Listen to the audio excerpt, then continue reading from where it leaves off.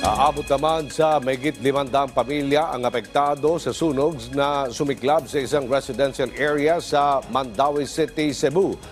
Isinailalim na rin sa state of calamity ang barangay na pinangyarihan ng insidente. Yan ang ulat ni Jesse Atienza. Mula sa Himpapawid, kita ang paglamo ng malaking apoy sa mga kabahayan sa ilalim ng unang tulay na nagdudugtong sa lungsod ng Mandaue at Lapu-Lapu City. Martes ng tanghali, natakpan pa ng makapal na usok ang bahagi ng tulay, dahilan para hindi makatawid ang mga sasakyan. Mabilis na rumesponde sa alarma ang mga bumbero.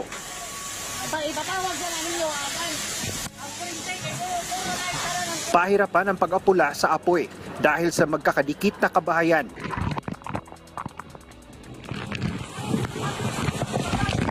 Hamon din sa kanila ang maliliit na daanan.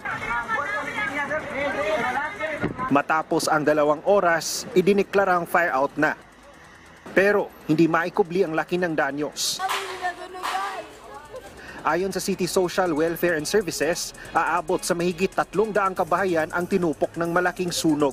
Magtatatlong taon pa lang na naninirahan sa sitio Bantayan ng Hari si Rosalinda. Problema niya ngayon kung paano magsisimula ulit. Nautang nga matabangan mi nga matabang mi ka nag-asa mi mani mabalhin nami kakbalhinan magani o ka makatukod mi balik diha kay pait kay sir magsigkuan sir ngitagabangan sir. Pinatuloy muna sa evacuation center ang mga nasunugan.